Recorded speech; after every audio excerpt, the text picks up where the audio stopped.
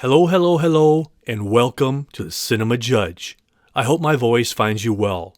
To all my regular listeners out there, welcome back. And if you're new to the show, welcome aboard. Now, approaching the bench today, we have The Color Purple. Now, you might remember the original with Steven Spielberg, the Broadway play. Well, this is a reinterpretation of the Broadway play and the original movie. This is in a musical style, but the same strong, powerful message. Here's the tagline. A woman faces many hardships in her life, but ultimately finds strength and hope in the unbreakable bonds of sisterhood. Here's a trailer for The Color Purple. How come you don't laugh none? Ain't you got something to make you just smile?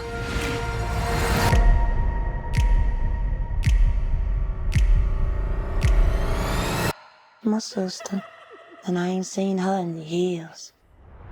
You know, if you ain't gonna laugh, you need to sell your funny bone. Oh! I was married to a man I didn't love. Whatever I say, go. And he took my sister away from me. Even if we have to part, you and me, us have one heart. How come you so nice? Don't know. Maybe you too nice. You seem like trouble. I come here out of respect. But if there ain't none to get, there sure ain't none to give.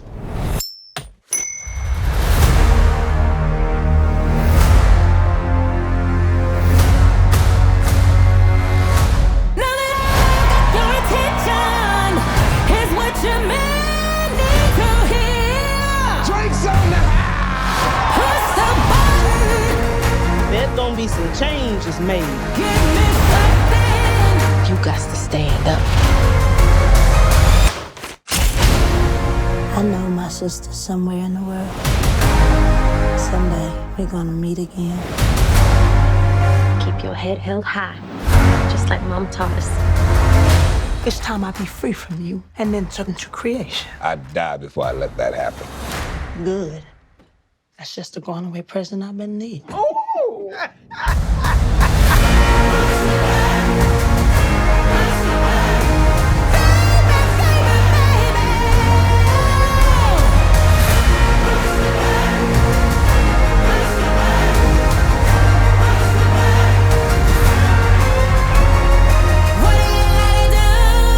Time for you to see the world.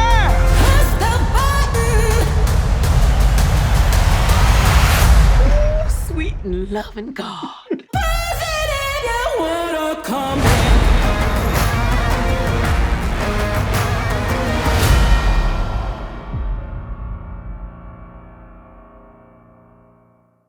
Now, this version of The Color Purple is directed by the incredibly talented Blitz Bazawule and produced by the amazing, the legendary Oprah Winfrey. Dare we say more? With her behind this, you really can't go wrong. And the cast in this movie is incredible, bar none. Fantasia, Barrino, Taraji P, Henson, Halle Bailey, and that's just to name just a few.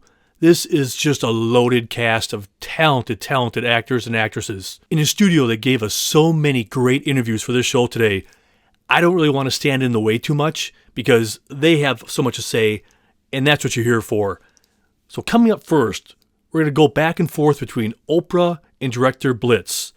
So first we're going to hear from Oprah talking about the loyalty she felt to the original because it changed her life immensely. And then we're going to go to the director Blitz talking about the original and his response to being offered a job. And I love that interview. He has honesty because imagine that you are presented with this iconic piece of art and what do you do with it? Where do you go with it? But it's interesting to see what he did with it. Because then we're going to hear back from Oprah, and she talks about that moment, that point where she just knew Blitz was the guy to do it. With the storyboards and his idea, she was like, without a doubt, he's our guy. And then we go back to the director, and he tells us a little bit more about the story. And in that same vein, we're going to hear again from Oprah, and she talks about his vision. But put yourself in his position. Again, like I said, all these things to draw from: the book, the play, the movie. What do you do? And then we're going to hear from him, and he addresses that. When you're in doubt, when you have nowhere else to turn, what do? You turn to the Holy Grail, the book. Because in the grand scheme of things, that's the original word. So if you've lost in the production where to go with it, you don't know where the story might be going, you turn to the original, because you can't go wrong with the original. These are some really good interviews. Check it out. I've said many times, it's not your mama's color purple, but your mama gonna love it. She's gonna love it because I think we all, certainly I am, have a great sense of loyalty to the original Color Purple. That changed my life more than anything, any other experience of my life. The Color Purple changed my life in a myriad of ways that I won't go into here. But my affection and appreciation for that version remains. But this is a magically realized inside Ceely's imagination, inside Ceely's thoughts. I got a phone call. Said they were remaking The Color Purple. And, of course, when you hear that, you go, that can't be me. The bar is so high on the original. It's a Steven Spielberg. It's a Pulitzer Prize-winning book. It's Alice Walker. It's a Tony Award-winning Broadway show, right? So you quickly go, there are other hills, And I eventually read the script, and I was like, something here. There's something I can do here, and there's an opportunity to create something new and create something that is mine. And so one meeting led to the next, and put together a great pitch that really showed that we had a vision, and there was a path to making something that was truly unique. We interviewed a number of people for the possibility of directing this film, and it was a slam dunk, 100%. Everybody in the room said, that's the guy, when Blitz made his first presentation. And his first presentation was storyboarded with these ideas of magical realism. The Color Purple follows the journey of Ceely, an African-American woman growing up in the rural South in the early 1900s. She is forced to marry a man, Mr., who's abusive, who ends up separating her from her sister, and begins a cycle of trauma. Along her way, Ceely meets two extraordinary women who transform her, Shug Avery and Sophia, and they kind of inspire her to become this person who then attracts the things that she wants. His vision for what this movie could be comes alive in a way that I think will excite and stimulate and delight the audience. I knew that our film will have to be an amalgam of all these iterations, right? Of course, beginning with The Holy Grail, which is Alice Walker's brilliant Pulitzer Prize-winning book. That, for me, was the Bible. We'll always be able, whenever we were lost, we knew that we could go to Alice Walker and we will find our way. Steven's film gave us kind of the cinematic version, and the Broadway show gave us the musical. But somewhere in between all of this, we had to find what would be our glue. And that was what was going to be on us. And also we knew that we were bringing an imaginative quality that only our version has. And so that imaginative quality became almost the glue that held all the parts together. But it needed to be grounded, as far as I believe, anything that is imaginative or what people will call magical realist, the realism part is the critical part. Because you can easily get off course and go off the reservation trying to be abstract, right? And so grounding the film in Alice's brilliant arc then made sure that anywhere we went, we could always return to the Ark. And that's really, I think, what gave us our wings. Now, in the next little section of interviews, we're going to talk about the cast. But first, we're going to hear from Oprah, and she talks about that, how incredibly talented this cast is. But then we're going to hear from Fantasia and also Danielle Brooke. First, Fantasia talks about not wanting to disappoint Oprah, because what she's paved the road for so many other actresses out there and people of color, they do not want to disappoint her, because what she did with that role originally, obviously, was incredible. And that's what Danielle Brooke talks about also. And then the director Blitz talks about the cast too. And then both the director and Taraji P. Henson, they both addressed the incredible cast that they have for this movie. And then we hear from Fantasia, and she talks about working with Danielle Brooke. And in the same vein, then we're going to hear from Danielle Brooke talking about working with Fantasia and how this is one of her first projects. But she has the weight of everything on her. But then Danielle talks about also about her coming back to her role that she's playing, and why wouldn't she do it? Well, we have such an incredible ensemble cast. I mean, this cast is fire, okay? From Coleman Domingo to Corey Hawkins to Taraji, obviously Fantasia in the starring role. Oprah, just having her here, knowing her story, knowing that she played in the first Color Purple, having her here makes us really be on our P's and Q's, because we want to fulfill the vision that she sees for Color Purple, the musical. We don't want to disappoint everything that she put in. She told us her story, how she got the role, what it meant to her. And because of that, we're bringing our A game to make her happy. She is a woman of color who has paved the way for us all, who has shown us that you can do whatever you want to do as long as you put your mind to it. Nobody stopped her. Nobody stood in her way. She had to knock down some doors, but she did it. And so for us, we're going to knock down doors with this movie for her and every other Black woman out there. I really feel like Miss Winfrey really stamped Sophia as one of the most iconic roles in America's cinema. Like, what she did with that character, she left such a great blueprint for me to follow, and has really made my job much easier. Between her and the words of Alice Walker, it's really just made, my work much easier to get into Sophia and discover who she is. This is a brilliant ensemble. I am one of the luckiest directors in the world to have the level of skill and talent, and also rich depth.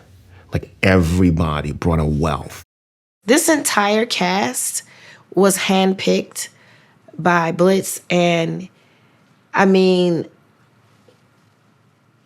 he had a vision and he fought for everybody in this film, and I'm just so grateful, because I don't think he could have put together a better cast. Danielle is a very strong Black woman who has fought her way through this industry, standing out from the stereotype, as well as myself, as well as Taraji.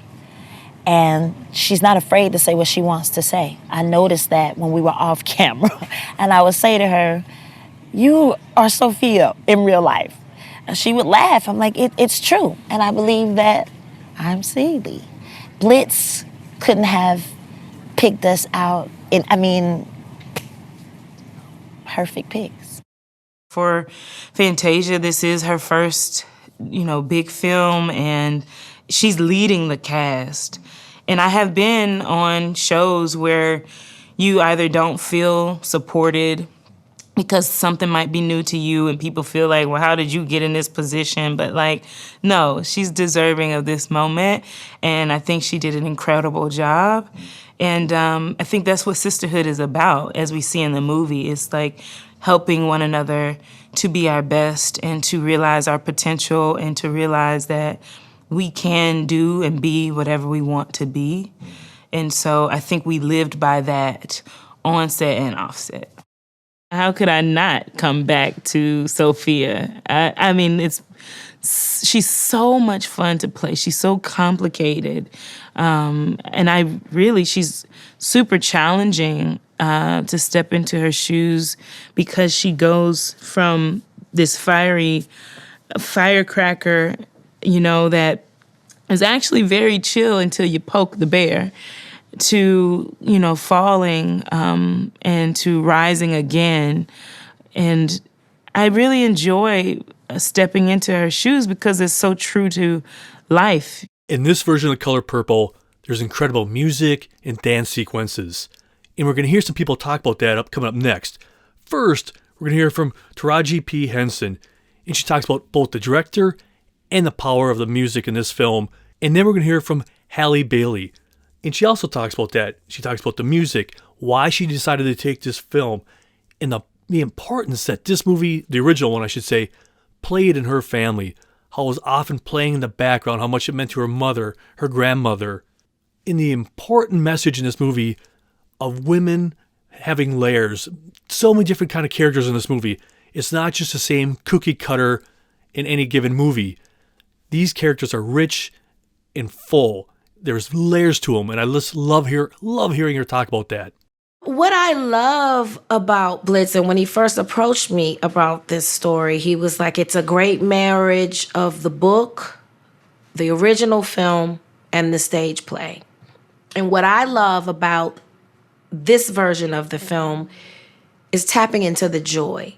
Blitz's vision is not leaning on the sorrow and the pain and the trauma, but how Black people and how we have been able to miraculously turn our trauma into joy. It's very spiritual, in my opinion. I mean, it's the full gamut of the music back then. It's jazz, it's blues, it's gospel, and then when we get to the end, we bring you up to date with some of the, music of today's music. And that's just, when you talk about Black culture, you can't talk about it without music, You just can't. The reason why I decided to come aboard for this amazing new adaptation of The Color Purple was really because this movie has meant so much to me and my family for so long.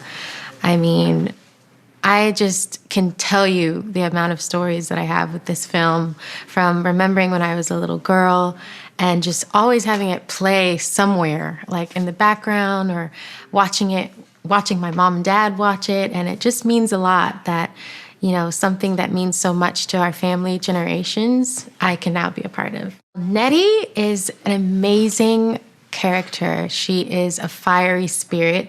She is so filled with joy and just wants to live.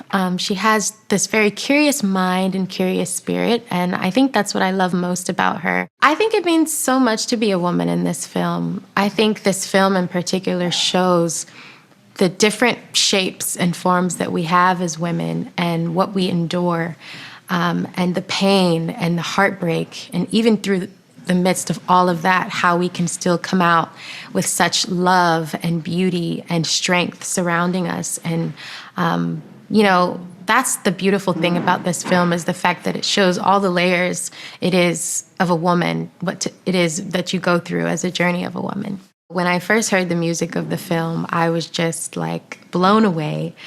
And honestly, I am just a fan of all of the people that are involved in this film. I mean, the amazing musicians like Tamala Mann and her, and, Felicia and Fantasia and Taraji. I'm just like, what? How am I here? And so just kind of watching everyone just be superb at their craft. The Color Purple and its legacy means the world to me. I mean, when I talk to my grandmother about what this film means to her, her eyes light up. And when I look at my grandmother, she is a figure who has so much wisdom and strength and courage. And I think that is something that this film represents. I think The Color Purple has endured for so long because people can relate to the ups and downs that the film kind of bestows on all of us. I think that, although it's a very deep and dark and painful story, there's such a light at the end of the tunnel messaging. Obviously, I wasn't lying at the beginning of the show. These people have so much to say, so much knowledge to share with us. That's why I'm just letting so many of these interviews go, because the studio, they provided us with such wonderful things, just sharing the messages of this film. And coming up next, we're going to hear from Jon Battisti, and he talks the Color Purple legacy and the messages in this film. And then we're going to hear from Scott Sanders, the producer. And I love this interview because he talks about what he felt when he first read the book. And then also he addresses the power of singing.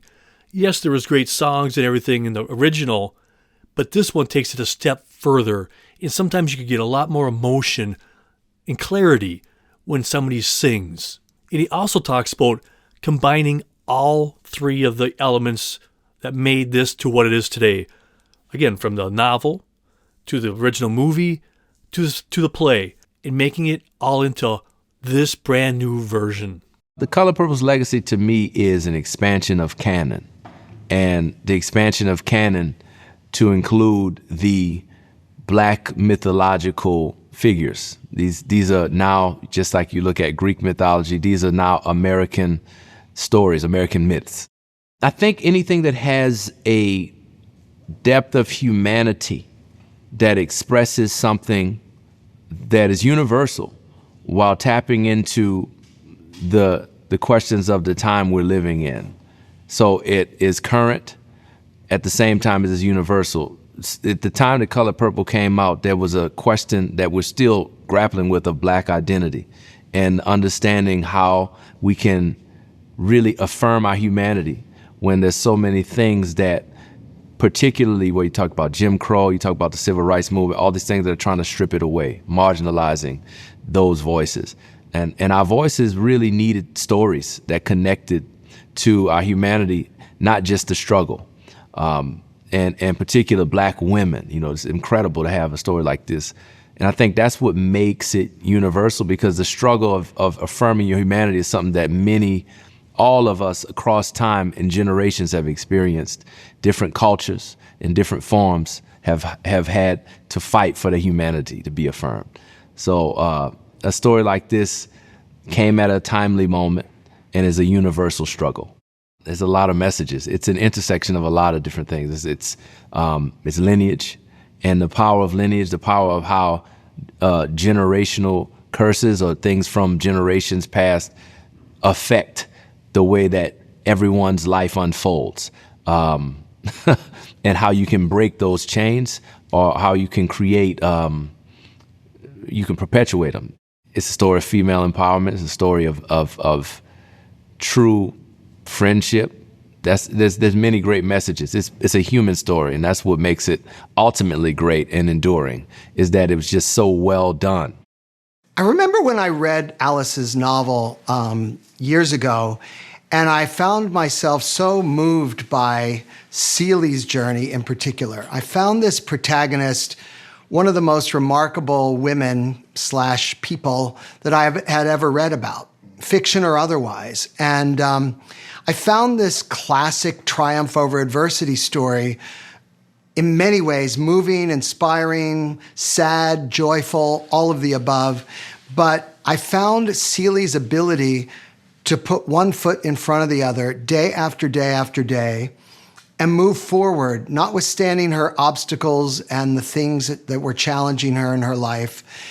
And not only to be loving to other people, Sophia, Shug, Harpo, but also then towards the end of the story to find her own self-love and to feel like a fully realized person, that she can be independent, she can be whoever she wants to be, and that her trauma doesn't necessarily have to affect her full life.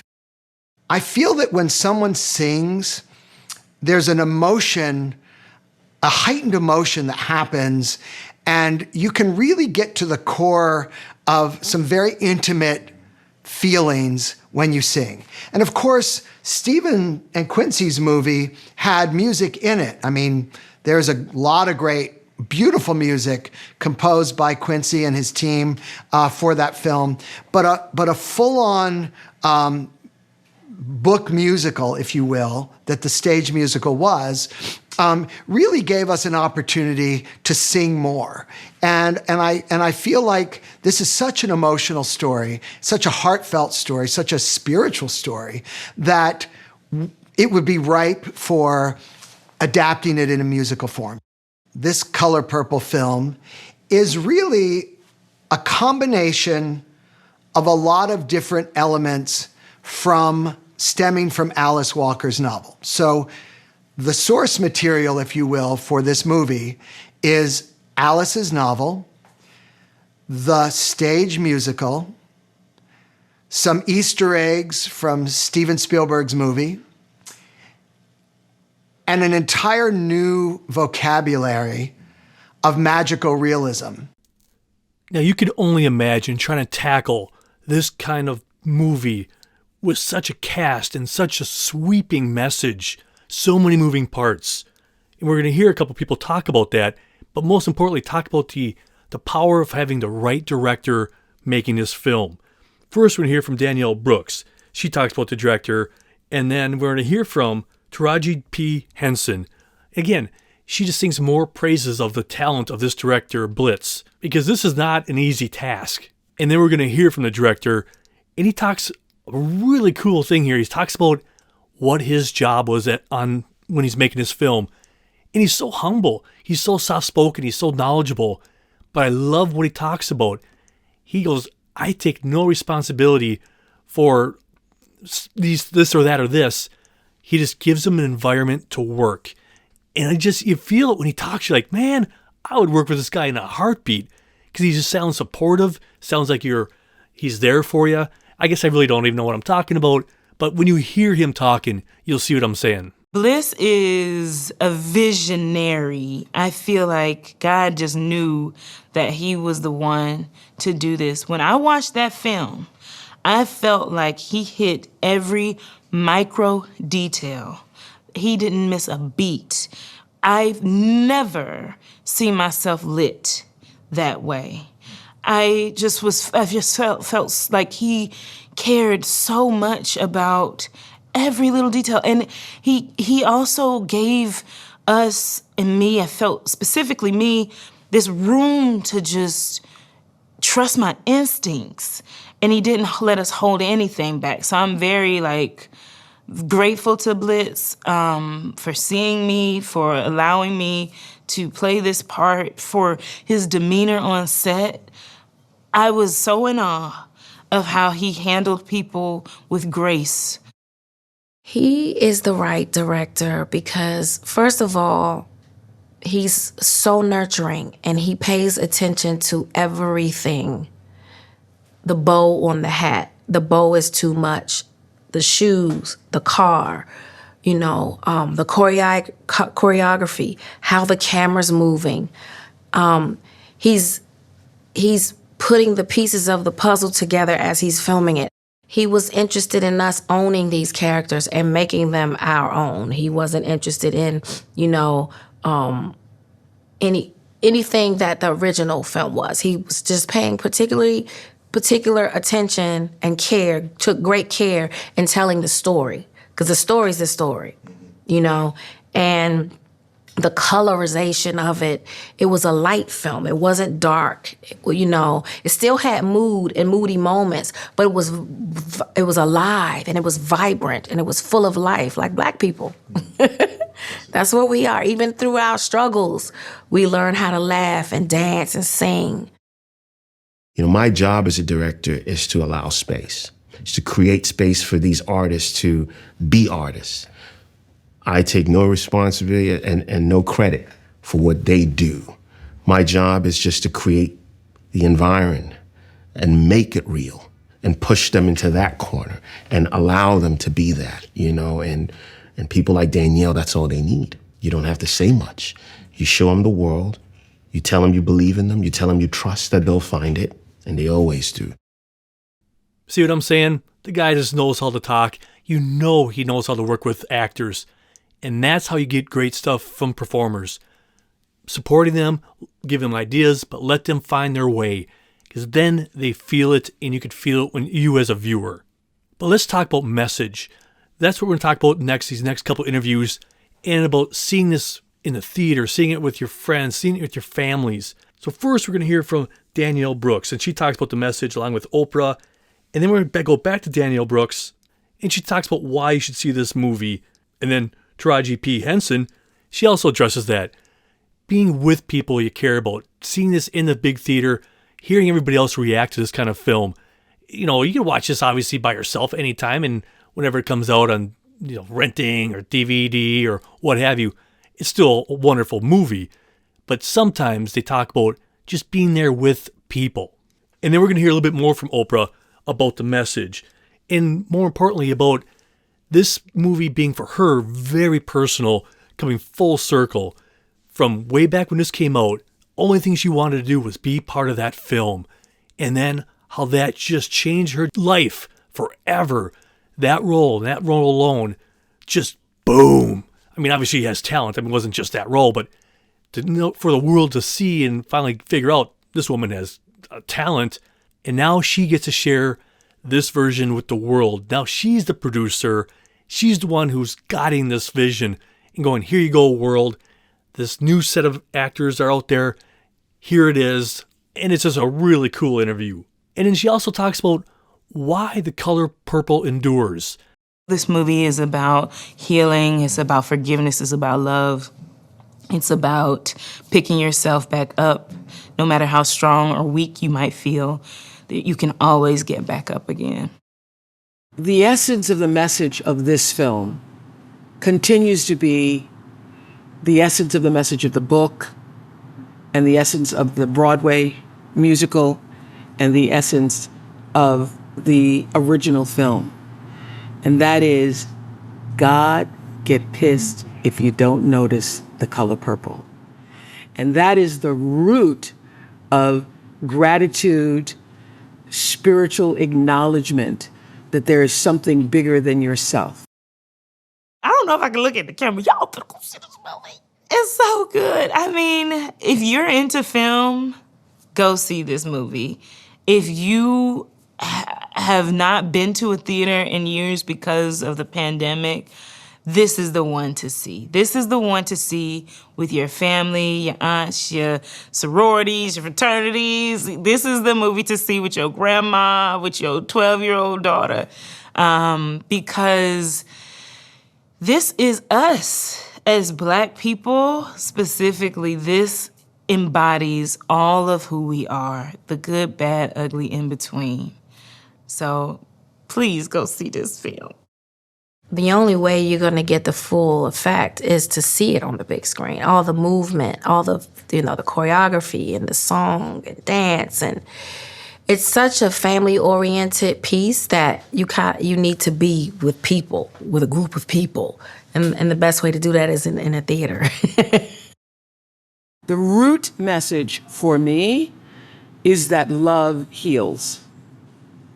First and foremost, forgiveness heals. Forgiveness beginning with yourself and then being able to extend that to other people, and the healing takes place.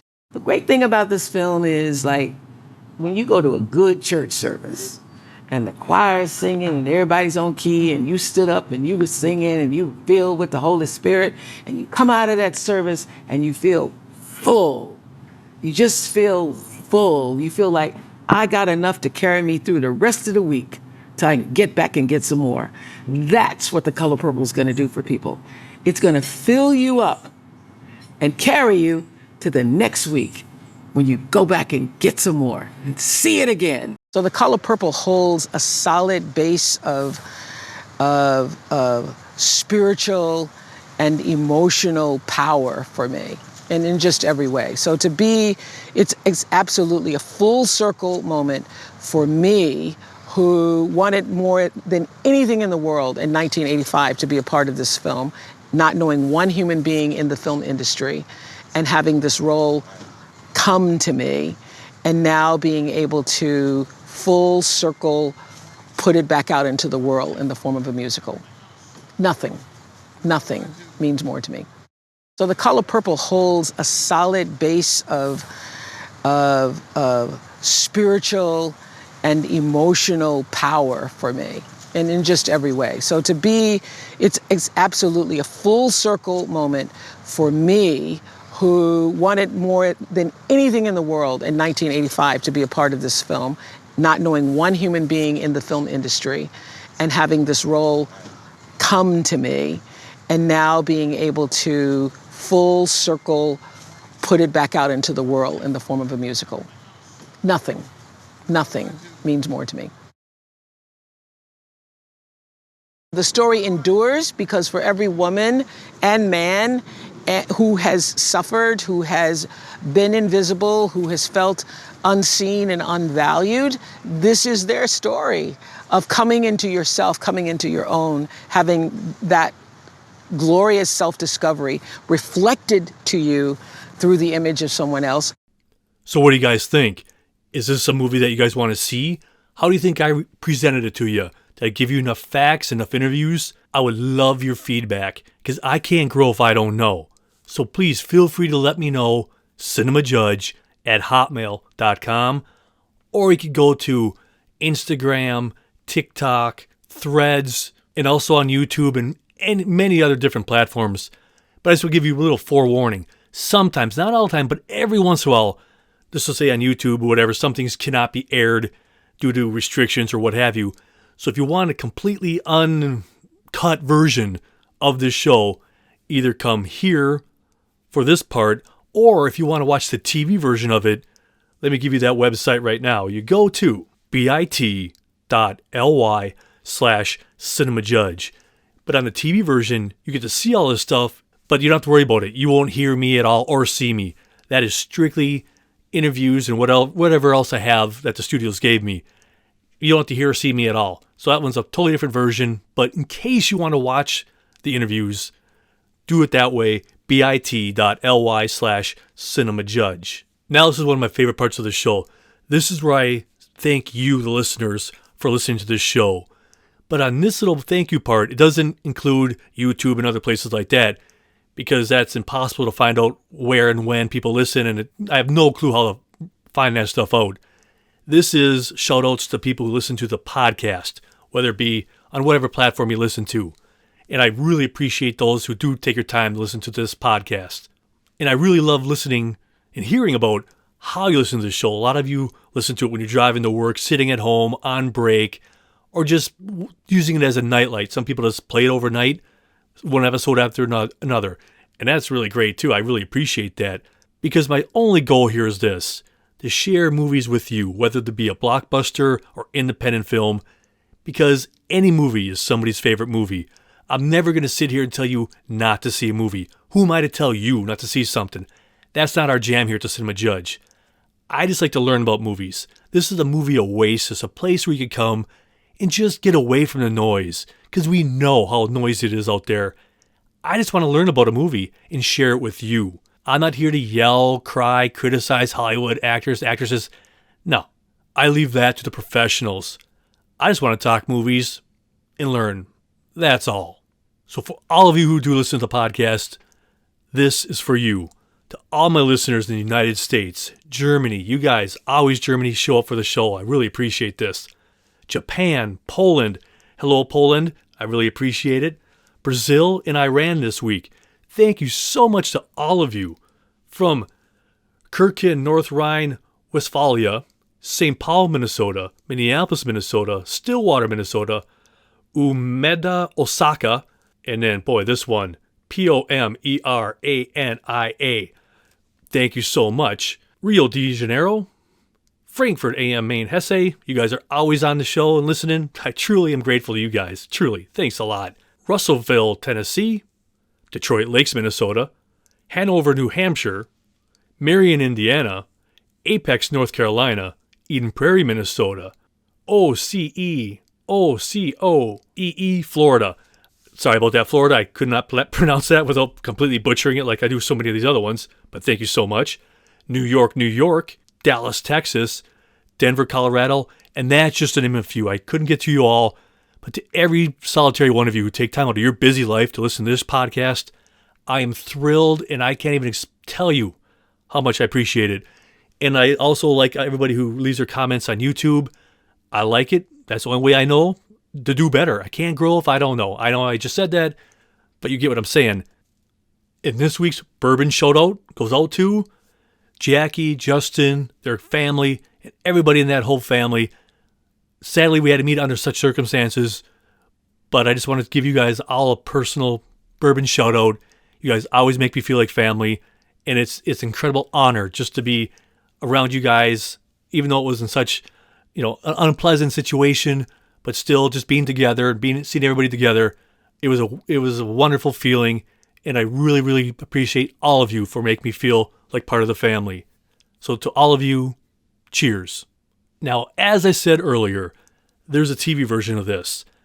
And when I'm doing a TV version, I don't have to worry about any of this. I don't have to sit here try not to stammer about and try to make a complete sentence without sounding like a buffoon. That is my happy place. I'm learning about a movie, I'm editing, and I have tunes cranked. That truly is my happy place. It's a slice of whatever you want to call it. That's my jam.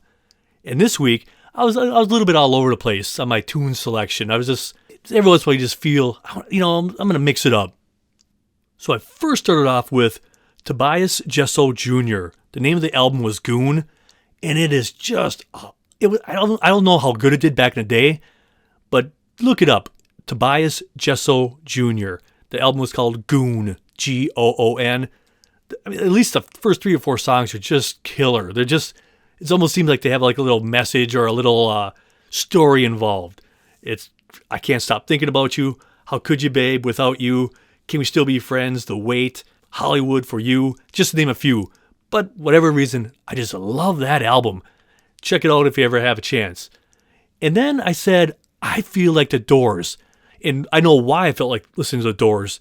Because I started watching A Murder at the End of the World. I think that's what it's called on Hulu. The opening shot. This woman is walking down the street, headphones on, and she's listening to the song The End. Now, if you're a Doors fan, you know The End. That's just a brilliant song. It caused the band trouble back in the day when they performed it live here and there. But that whole album, but that song, The End, obviously it's not for everybody, but it's just an epic song, for lack of a better word. It's beautiful, really.